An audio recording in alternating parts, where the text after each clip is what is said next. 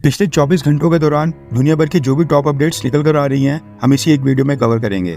पहली अपडेट निकल कर आ रही है न्यूजीलैंड को लेकर। दरअसल न्यूजीलैंड में जो रिसेंटली इलेक्शंस हुए थे, उसमें वहां पर राइट विंग की एक पॉलिटिकल पार्टी ने लेफ्ट विंग की पार्टी को हराते हुए बहुत ही बड़ी जीत हासिल कर ली है और अब वहां पर भी right wing leader Christopher Luxon prime minister बनने जा रहे हैं। रिसेंटली क्रिस्टोफर लक्सोन ने भारत को लेकर एक स्टेटमेंट दी थी, जिसमें उन्होंने कहा था कि न्यूजीलैंड की पिछली लेफ्टिस्ट गवर्नमेंट के कारण हमारे भारत के साथ अच्छे संबंध नहीं बन पाए थे, लेकिन उनकी प्रायोरिटी में इंडिया टॉप के ऊपर होगा और वो भारत को एक बहुत ही महत्वपूर्ण देश मानते हैं और उनकी सरकार बनने के बाद वो भारत के साथ फ्री ट्रेड एग्रीमेंट की टॉक्स को दोबारा से रीस्टार्ट करेंगे और अपने कार्यकाल के पहले साल में भारत का दौरा करेंगे। वैसे न सिर्फ भारत या फिर न्यूजीलैंड बल्कि दुनिया भर में कंजर्वेटिव्स और राइट विंग आइडियोलॉजी वाली पार्टीज लगातार जीत रही हैं और सरकारें बना रही हैं, जो दर्शाता है कि दुनिया भर के लोग अब लेफ्टिस्ट और लिबरल्स को रिजेक्ट कर रहे हैं। दूसरी अपडेट निकल कर आ रही है इजराइल को लेकर। दरअसल अमेरिका के प्रेशर के बाद अब इजराइल ने गाजा पट्टी के कुछ हिस्सों में वाटर सप्लाई को रिस्टोर कर दिया है। इजराइल ने हमास के हमले के बाद गाजा पट्टी की वाटर सप्लाई पूरी तरह से काट दी थी,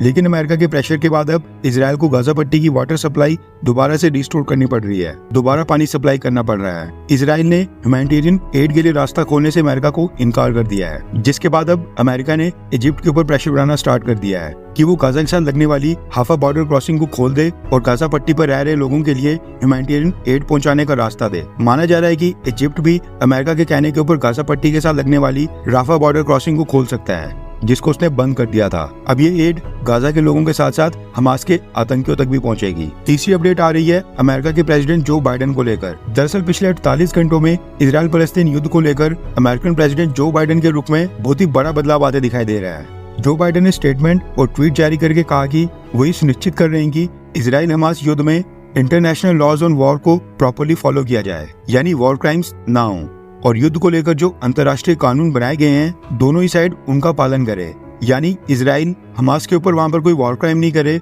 और अंतर्राष्ट्रीय कानूनों के तहत इस युद्ध को लड़े। इसके साथ ही जो बाइडेन ने ये भी कहा कि हमें ये चीज नहीं भूलनी चाहिए कि हमास ने जो इजराइल के ऊपर आतंकी हमला किया था उससे फलस्तीन के ज्यादातर लोगों का कुछ लेना देना नहीं है और वो खुद ही हमास के एक्शंस के कारण पीड़ित हो रहे हैं। इससे पहले जो बाइडेन ने फलस्तीन के प्रेसिडेंट अब्बास को भी कॉल करके गाजा पट्टी के लोगों को ह्यूमैनिटेरियन एड पहुंचाने का आश्वासन दिया था, यानी अब जो बाइडेन को अचानक से गाजा पट्टी के सिविलियंस की भी चिंता सताने लगी है। चौथी अपडेट भारत के फॉरेन एक्सचेंज रिजर्व्स को लेकर आ रही है।